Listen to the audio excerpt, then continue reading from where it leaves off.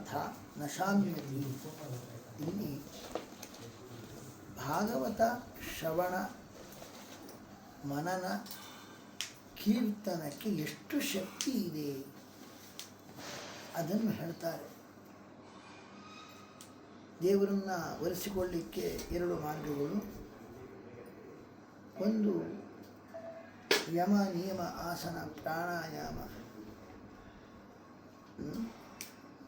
ಧಾರಣ ಧ್ಯಾನ ಪ್ರತ್ಯಾಹಾರ ಧಾರಣ ಧ್ಯಾನ ಸಮಾಧಿ ಈ ಅಷ್ಟಾಂಗ ಯೋಗಗಳು ತುಂಬ ಕ್ಲೇಶ ಇಂದ್ರಿಯ ನಿಗ್ರಹಾದಿಗಳು ಮಾಡಿಕೊಳ್ಳುವುದು. ಆ ಕ್ಲೇಶ ಮಾರ್ಗದಿಂದ ದೇವರನ್ನು ಒಲಿಸಿಕೊಳ್ತಾರೆ. ಇನ್ನೊಬ್ಬರು ಹಾಗಿಲ್ಲ, ಶ್ರವಣಾದಿಗಳನ್ನು ಮಾಡ್ತಾ ಇರ್ತಾರೆ. ಕಥಾ ಶ್ರವಣ, ಕಥಾ ಕೀರ್ತನ, ಕಥಾ ಮನನ ಇದನ್ನು ಮಾಡ್ತಾ ಕೂತ್ಕೊಳ್ತಾರೆ. ಇದು ಮುಕುಂದನ ಸೇವೆ ಅಂತ ಇದನ್ನು ಕರೀತಾರೆ. ಈಗ ಯಾವುದನ್ನು ಆಯ್ಕೆ ಮಾಡ್ಕೊಳ್ಬೇಕು ನಾವು? ಎರಡೂ ಭಗವಂತನ ಹೋಗಿಸೋದಕ್ಕೆ ದಾರಿ ಆದಮೇಲೆ ಯಾವ ದಾರಿಯನ್ನು ಆಯ್ಕೆ ಮಾಡ್ಕೊಳ್ಬೇಕು ಅಂತ ಹೇಳಿದ್ರೆ ಭಾಗವತ ಹೇಳುತ್ತೆ, ನೀವು ಅಷ್ಟಾಂಗ ಯೋಗದ ಮಾರ್ಗ ಬಹಳ ಕ್ಲೇಶ, ಎಫೆಕ್ಟು ಪರಿಣಾಮವೂ ಕಡಿಮೆ, ಸುಲಭ ಭಾಗವತ ಕಥಾ ಶ್ರವಣಗಳು ಮತ್ತು ಬಹಳ ಪರಿಣಾಮ ಇದೆ ಹೇಳ್ತಾ ಇದ್ದಾರೆ.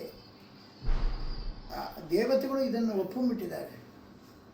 ಯಾಕೆಂದರೆ ಇದು ಭವಸಿಂಧು ಪ್ಲವಃ ತುಷ್ಟ ಹರಿಚರ್ಯ ವರ್ಣನ, ಭಗವಂತನ ಚರಿತ್ರೆ ವರ್ಣನೆ ಮಾಡುವುದಂದರೆ ಭಾಗವತ ಅಂತ ಅರ್ಥ.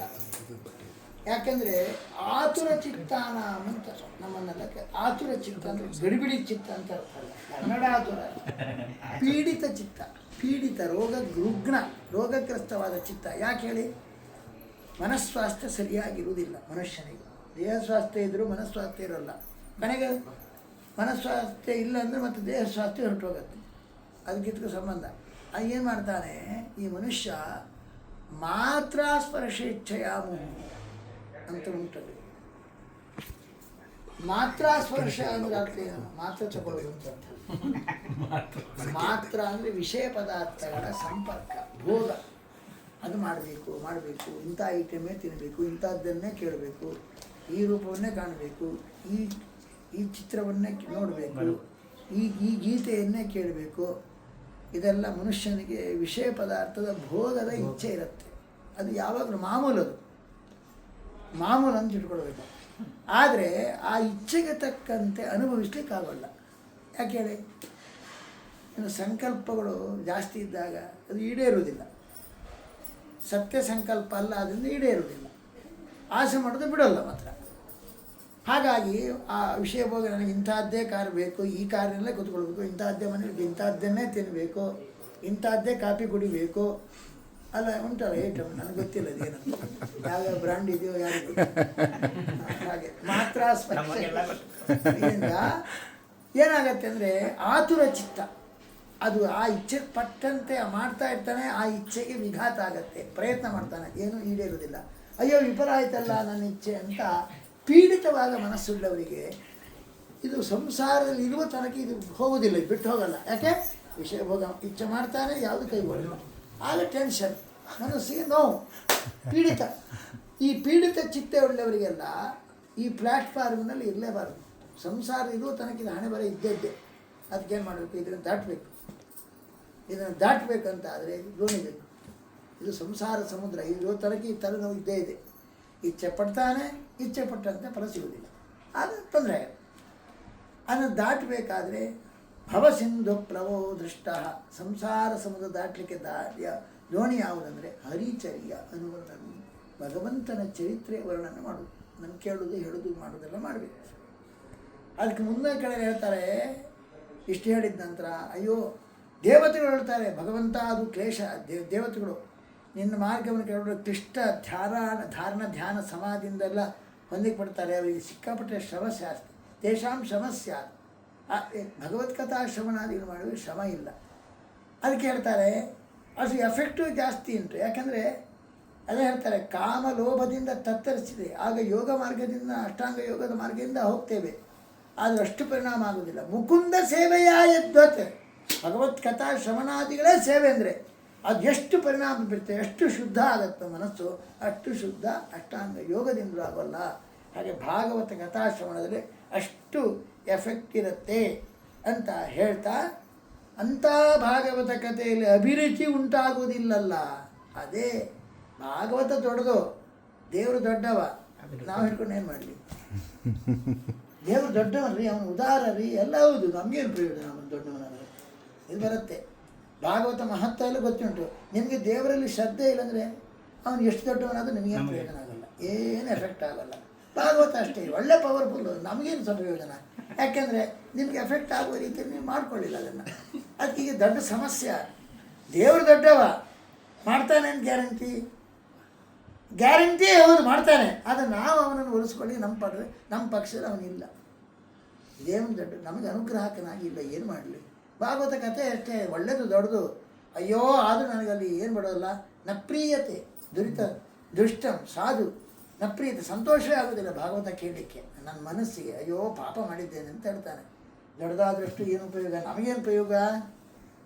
ಅದಕ್ಕೇನು ಸಮಸ್ಯೆ ಉಂಟಲ್ರಿ ಇವಾಗ. ಅದಕ್ಕೆ ಹೇಳ್ತಾರೆ, ಅದಕ್ಕೆ ಏನು ಮಾಡಬೇಕು ಅಂದರೆ ನೀವು ಒಂದು ಕೆಲಸ ಮಾಡಿ ಅಂತ ಹೇಳ್ತಾರೆ. ಯಾಕೆ? ಶುಶ್ರೂಷೋ ಅಂದರೆ ದೊಡ್ಡವರ ಸೇವೆ ಮಾಡಬೇಕು. ಮತ್ತು ಶಬ್ದದಾನಸ್ಯ ಸರಸ್ವತೀ ದೇವಿ, ಭಾರತೀ ದೇವಿ ಶ್ರದ್ಧೆ ಕೊಡುವವಳು, ಆಸ್ತಿಕ್ಯ ಬುದ್ಧಿ ಅಭಿಮಾನಿ. ನನಗೆ ಭಾಗವತ, ಇಲ್ಲಿ ಭಾಗವತದಲ್ಲಿ ಹೇಳಿದ್ದೆಲ್ಲ ಏನಿದೆ ಇದು ರೀಲು ಅಲ್ಲ, ರಿಯಲ್ ಅಂತ. ಅದರಿಂದಾಗಿ ನನಗೆ ಪ್ರಯೋಜನ ಆಗತ್ತೆ. ಭಾಗವತ ಹೇಳಿದ ಮಹಿಮೆಯೆಲ್ಲ ಸತ್ಯ, ಅದು ಇದೆ ನಿಜವಾಗಿ ಕೂಡ, ನನಗೆ ಅದರಿಂದ ಪ್ರಯೋಜನ ಆಗತ್ತೆ ಎಂಬ ಈ ಆಸ್ತಿಕ್ಯ ಬುದ್ಧಿ. ಭಾಗವತ ಹೇಳಿದ ದೇವರ ಮಹಿಮೆ ಅಸ್ಥಿ ಇದ್ದೇ ಇದೆ, ಅದು ಇದಲ್ಲ, ರೀಲ್ ಅಲ್ಲ, ರಿಯಲ್. ಮತ್ತು ನನಗೆ ಅದರಿಂದ ಪ್ರಯೋಜನ ಆಗೋದು ಗ್ಯಾರಂಟಿ ಆಗತ್ತೆ, ನನಗೆ ಆಗತ್ತೆ ಇದೆ ಅಸ್ತಿತ್ವ ಬುದ್ಧಿ. ಇದು ಶ್ರದ್ಧೆ, ಎರಡು ಥರದ ಶ್ರದ್ಧೆ. ಇದನ್ನು ಕೊಡೋಳು ಯಾರು? ಭಾರತೀ ದೇವಿ, ಶ್ರದ್ಧಾದೇವಿ. ಆ ಭಾರತೀ ದೇವಿಯನ್ನು ಹೃದಯದಲ್ಲಿ ಧಾರಣೆ ಮಾಡಬೇಕು, ಭಕ್ತಿ. ಅದಕ್ಕೆ ಹೇಳಿದಾರ ಜಗನ್ನಾಥದಾಸರು ಏನಂತ ಹೇಳಿದರು? ಭಾಗವತ ಪುರಾಣ ರಹಸ್ಯಗಳನ್ನು ಅರಿತು ಅಂತ ಹೇಳಿದ್ದಾರೆ. ಯಾಕೆ ಭಾಗವತ ಸತ್ಪುರಾಣಗಳಲ್ಲೆಲ್ಲ ರತಿ ಅಂದರೆ ಅಭಿರುಚಿ ಉಂಟಾಗಬೇಕಾದ್ರೆ ಅವ್ರು ಕರುಣಿಸೋಳು ಅವಳು, ಇಲ್ಲಂದ್ರೆ ಏನೂ ಆಗೋದಿಲ್ಲ. ಆ ಶ್ರದ್ಧೆ ಕೊಡೋಳು ಅವಳು, ಅದಕ್ಕೆ ಅವಳನ್ನು ಗಟ್ಟಿಯಾಗಿ ಹಿಡ್ಕೊಳ್ಳಿ ಅಂತ ಹೇಳ್ತಾರೆ. ಶ್ರದ್ಧಾನಸ್ಯ ವಾಸುದೇವ ಕಥಾ ರತಿ, ದೇವರ ಕಥೆಯನ್ನು ಕೇಳೋದ್ರೆ ಅಭಿರುಚಿ ಉಂಟಾಗತ್ತೆ. ಅಥವಾ ಸ್ಯಾನ್ ಮಹತ್ಸೇವೆಯ ಅಭಿಪ್ರಾಯ, ದೊಡ್ಡವರ ಸೇವೆ, ಸ್ಯಾನ್ ಸ್ಯಾನ್ ಮಹಸಯ ಸೇವಾ. ಮತ್ತೊಂದು ಶುಶ್ರೂಷದಾನಸ್ಯ ವಾಸುದೇವ ಕಥಾ ರತಿ ಸ್ಯಾನ್ ಮಹತ್ಸೇವೆ ಪುಣ್ಯತೀರ್ಥ ನಿಷೇವನ. ಗಂಗಾದಿ ತೀರ್ಥದಲ್ಲಿ ಸ್ನಾನ ಮಾಡಿರಬೇಕು, ಹಿರಿಯರ ಸೇವೆ ಮಾಡಿರಬೇಕು, ಆಸ್ತಿಕ್ಯ ಬುದ್ಧಿ ಅಭಿಮಾನ ಭಾರತೀ ದೇವಿಯನ್ನು ವಿಶೇಷವಾಗಿ ಉಪಾಸನೆ ಮಾಡಬೇಕು. ಹಾಗಿದ್ದರೆ ಅವನಿಗೆ ವಾಸುದೇವ ಕಥೆಯಲ್ಲಿ ಅಭಿರುಚಿ ಉಂಟಾದರೆ ಕೇಳಿಬಿಟ್ಟು ಉದ್ಧಾರ ಆಗ್ತಾನೆ.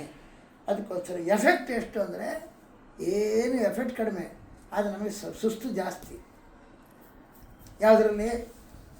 ಅಷ್ಟಾಂಗ ಯೋಗ ಮಾರ್ಗದಲ್ಲಿ ಹೋದರೆ.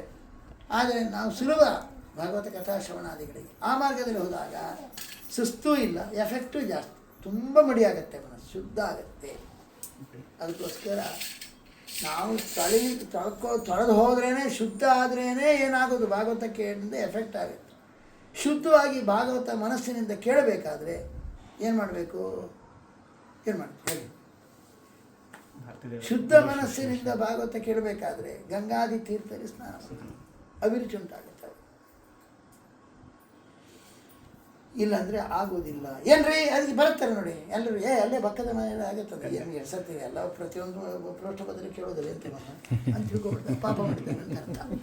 ಅವ್ನು ಬರಲ್ಲ ಅಂದರೆ ಗ್ಯಾರಂಟಿ ಕೋಟಿ ಜನ್ಮ ಸಮತ್ವೇ ಪುಣ್ಯ, ಕೋಟಿ ಜನ್ಮದಲ್ಲಿ ಸಮ. ಅದಕ್ಕೆ ಹನುಮಂತಾಚಾರ್ಯ ಕೇಳ್ತಾರೆ, ನಾವು ಕೇಳಬೇಕಂತ. ಹನುಮಂತಾಚಾರ್ಯ ದೊಡ್ಡವರು, ಅವರೇ ಏನು ಕಥಾ ಎಷ್ಟೇ ಕಥಾ ಸೇವಕ ಏವ ಸರ್ವದಾ ಸದಾ ರತಿ ತೈ ಯತರೈಕ ಭಕ್ತಿ ಸಜೀವಮಾನೋ ನ ಪರ ಕಥಂಚಿತ್ ತಜ್ಜೀವನನ್ನೇ ಅಭ್ಯಧಿಕಂ ಸಮಸ್ತಾದ್. ಯಾರು ನಿನ್ನ ಕಥೆ ಸೇವೆ ಮಾಡ್ತಾ ಸದಾ ಅತರೈಕ ಭಕ್ತಿ, ನಿನ್ನಲ್ಲೇ ಭಕ್ತಿ ಮಾಡ್ತಾನೋ ಆಯಿತಾ, ಸಜೀವಮಾನ, ದೇವರ ಕಥೆ ಉಸಿರು ಯಾರಲ್ಲಿದೆ ಅವನು ಬದುಕಿದ್ದಾನೆ.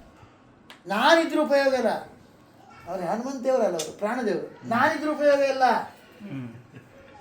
ಏನು ಸ್ವಚ್ಛವ ಕಥೆ ನೀವು ಇದ್ರೆ ಬದುಕಿದ್ದೀರಿ, ನಾನು ಕನ್ಸಿಡರ್ ಮಾಡ್ತೀನಿ. ನಾನು ಇದ್ದ ತಕ್ಷಣ ಬದುಕಿದ್ದು ನಾನು, ನನಗೆ ಭಾವನೆ ಇಲ್ಲ. ದೇವರ ಕಥಾ ಉಸಿರು ಇರುವ ತನಕ ಬದುಕಿದ್ದಾನೆ ಅಂತ ಅರ್ಥ. ಹನುಮಂತೇವರು ಅದಕ್ಕೆ ಹೇಳೋದು, ನನ್ನ ಕೀರ್ತಿ ಎಲ್ಲಿಯವರೆಗೆ ಇರುತ್ತೋ ಅಲ್ಲಿವರೆಗೆ ಬದುಕಿದ್ದೇನೆ ನೀನು. ಅದಕ್ಕೆ ಹನುಮಂತೇವರು ಆಯುಷ್ಯ ಜಾಸ್ತಿ ಆಗಿರೋದು ಯಾವಾಗಲೂ ರಾಮದೇವ್ರ ಕಥೆ ಹೇಳ್ತಾ ಕೂತ್ಕೊಂಡಿದ್ದಾರೆ. ಅವರು ಆಯುಷ್ಯ ಜಾಸ್ತಿ. ಅದಕ್ಕೆ ಅವರೇನು ಚಿರಂಜೀವಿಗಳು. ಹಾಂ, ಯಾಕೆ ಯಾವಾಗಲೂ ಅಷ್ಟೇ ನೋಡಿ, ದೀರ್ಘ ಸಂಧ್ಯಾವಂದನೆ ಮಾಡಿ ದೀರ್ಘ ಕಥೆ ಕೇಳ್ತಾ ಕೂತ್ಕೊಳ್ಳಿ, ನಿಮಗೆ ಆಯುಷ್ಯ ಜಾಸ್ತಿ. ಸಂಧ್ಯಾವಂದನೆ ಚುಟುಕಾದಷ್ಟು ಆಯುಷ್ಯ ಚುಟುಕ, ಕಥೆ ಚುಟುಕಾದಷ್ಟು ಆಯುಷ್ಯ ಚುಟುಕು. ಹನುಮಂತೇವರು ಯಾಕೆ ಹಾಗಾದ್ರೆ ಇವತ್ತಿಗೂ ಕಥೆ ಕೇಳ ಎಲ್ಲೆಲ್ಲಿ ಇದೆ ರಘುನಾಥನ ಕೀರ್ತನೆ ಅಲ್ಲಿ ಹೋಗಿ ಕೇಳ್ತಾರೆ. ಕೆಂಪರುಗಳು ತಾವೇ ಕೀರ್ತಿ ಹಾಕ್ತಾರೆ. ಅದಕ್ಕೆ ಹೇಳ್ತಾ ಇದ್ದೆ, ನೀನು ನನ್ನ ಕೀರ್ತಿ ಇರುವ ತನಕ ನೀನು ಬದುಕಿತೀಯ. ಅದಕ್ಕೆ ಚಿರಂಜೀವಿಗಳು ಆಗಿರ್ತಾನೆ. ಇದು ರಾಮಾಯಣ. ಅದಕ್ಕೆ ಆಯುಷ್ಯ ಜಾಸ್ತಿ ಆಗಬೇಕು, ರಾಮಾಯಣ ಕೇಳಬೇಕು. ಯಾಕೆಂದ್ರೆ ರಾಮದೇವರು ಎಲ್ಲರಿಗೂ ಆಯುಷ್ಯ ಕೊಟ್ಟುಬಿಟ್ಟಿದ್ದಾರೆ. ಚಿರಂಜೀವಿಗಳು ಸತ್ತವರನ್ನು ಬದುಕಿ ತಂದಿದ್ದಾರೆ. ಸತ್ತವರ ಇಡೀ ವರ್ಲ್ಡ್ ರೆಕಾರ್ಡ್ ಅದು, ಗಿನ್ನಸ್ ದಾಖಲೆ. ಇನ್ಯಾರು ಆ ದಾಖಲೆ ಬಂದಲಿಕ್ಕೆ ಸಾಧ್ಯ ಇಲ್ಲ. ಯುದ್ಧದಲ್ಲಿ ಒಂದು ಸೈಡ್ ಎಲ್ಲರೂ ಬದುಕಿದ್ದಾರೆ. ರಾಮದೇವರು ಸತ್ತವರನ್ನೆಲ್ಲ ಬದುಕಿದ್ದಾರೆ. ಯಾಕಂದ್ರೆ ಇಂದ್ರಜಿತ್ತಿನ ಅಸ್ತ್ರದಿಂದೆಲ್ಲ ಸತ್ತವರ ಹನುಮಂತೇವರ ಏನೋ ಇದು ತಂದು ಬಿಟ್ಟು ಸಂಜೀವಿನಿ. ಮತ್ತೆ ಮತ್ತೊಂದು ಸತಿಯೆಲ್ಲ ಆದ ನಂತರ ಮತ್ತೆ ಸತ್ತವರನ್ನು ಹನುಮಂತೇವರು ಮಾಡಿದರು. ಕೊನೆಗೆ ಎಲ್ಲ ಯುದ್ಧ ಫೈನಲ್ ಆದ ನಂತರ ಎಲ್ಲರೂ ಕರೆಸ್ಕೊಂಡು ಬಿಡ್ತಾರೆ.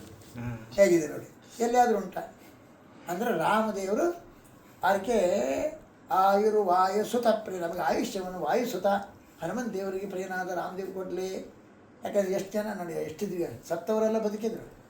ಜಾಂಬವಂತ ಬದುಕಿದ, ಎಲ್ಲಿವರೆಗೆ ದಾಪರ ತನಕ ಬದುಕಿದ್ದರು ಅವನು ಸೇವೆ ಮಾಡಿದ್ದಕ್ಕೆ. ಹನುಮಂತಾಚಾರ್ಯರಂತೂ ಇವತ್ತಿಗೂ ಚಿರಂಜೀವಿಗಳಾಗಿದ್ದಾರೆ. ಅದರ ನಂತರ ನಮ್ಮ ವಿಭೀಷಣ ಅವರಿಗೆ ಚಿರಂಜೀವಿಗಳು. ಹಾಗಾದ್ರೆ ದೇವರ ಕಥೆ ಉಸಿರು ಜಾಸ್ತಿ ಆದಷ್ಟು ನಿಮ್ಮ ಆಯುಷ್ಯ ಜಾಸ್ತಿ. ನಮಗೇನು ಬರೋಲ್ಲ, ಬೇಗ ತಗೊಂಡೋಗಿ ಚಿಂತೆ ಇಲ್ಲ, ತೊಂದರೆ ಕೇಳಬೇಡಿ. ಧೈರ್ಯ ಇದೆ ಅಂತ ಯಮನ ನಾನು ಎದುರಿಸ್ತೇನೆ, ನಮ್ಮ ರಾಮನೇನು ಬೇಕಾಗಿಲ್ಲ ಅಂದರೆ ತೊಂದರೆ ಇಲ್ಲ. ಅರ್ಥ ಆಯ್ತಾ? ಹಾಗಾಗಿ ಅದಕ್ಕೆ ಹೇಳಿದ್ದು, ವಿಶೇಷವಾಗಿ ರಾಮದೇವರ ಕಥೆಯನ್ನು ಶ್ರವಣ ಮಾಡ್ತಾ ಇದ್ದರೆ, ಅದಕ್ಕೆ ಹೇಳಿದ್ದು ಎಷ್ಟೇ ಕಥಾ ಸೇವಕೈವ ಸರ್ವದಾ ಸದಾ. ಅದಕ್ಕೆ ಹನುಮಂತೇವರೇ ಕಥೆ ಕೇಳುವ ಭಾಗ್ಯ ಕೊಡಿ ಅಂತ ಕೇಳಬೇಕಾದ್ರೆ ಅವ್ರಿಗೇನೋ ಮೋಕ್ಷ ಗ್ಯಾರಂಟಿ, ದೊಡ್ಡ ಬ್ರಹ್ಮ ಪದವಿ ಗ್ಯಾರಂಟಿ, ಅದೆಲ್ಲ ಅವ್ರ ಕಥೆ ಕೇಳ್ತಾ ಕೂತ್ಕೊಳ್ಳೋದು ಜೀವನದಲ್ಲಿ ಅಭಿವೃದ್ಧಿ ಆಗಬೇಕು ಅಂತ ಹನುಮಂತೇವರು ದೊಡ್ಡ ಪ್ರಯೋಜನ ಕೇಳಿದ್ದು. ನಾವು ಹನುಮಂತೇವ್ರ ಪ್ರಯೋಜನ ಕೇಳಬೇಕು. VIP ಯಾವ ಕೇಳ್ತಾರೋ ಅದು ನಾವು ಕೇಳಬೇಕು. VIP ಯಾವುದನ್ನು ಬನ್ನಿಯನ್ನು ಉಪಯೋಗಿಸ್ತಾನೆ, ಅಡ್ವರ್ಟೈಸ್ಮೆಂಟ್ ಹಾಗೆ ಅಲ್ರಿ. ಹಾಗೆ ರಾಮಾಯಣ ಅಡ್ವರ್ಟೈಸ್ಮೆಂಟ್ ಹನುಮಂತೇವರು ಇದನ್ನೇ ಮಾಡಿದ್ದಾರೆ, ನಾವೆಲ್ಲ ಆಯ್ಕೆ ಮಾಡಬೇಕಂತ ಬುದ್ಧಿ ನಮಗೆ ಬರಬೇಕು. ಅದು ಬಿಟ್ಟು ಯಾವ್ದಿದ್ದೆ ಯಾವುದೋ ಪ್ರಯೋಜನಕ್ಕೋಸ್ಕರ ಯಾವುದೋ ಸ್ಟಾರ್ ಹಾಕ್ಕೊಂಡಿದ್ದೇನೆ ನೀವು ಅಜಯರ ಹತ್ರ ಬಂದು ಅದನ್ನು ಮಾಡ್ತೀರಿ. ಅದು ರಾಮದೇವ್ರ ಕಥೆ ಮಾತ್ರ ಹನುಮಂತೇವರು ಎಲ್ಲ ಕೇಳಿದ್ದಾರೆ, ಅದನ್ನು ಮಾತ್ರ ಅನುಸರಿಸಲ್ಲ. ಅದು ಆಯುಷ್ಯ ಜಾಸ್ತಿ ಬರುತ್ತೆ, ಆದರೂ ಬರೋಲ್ಲ.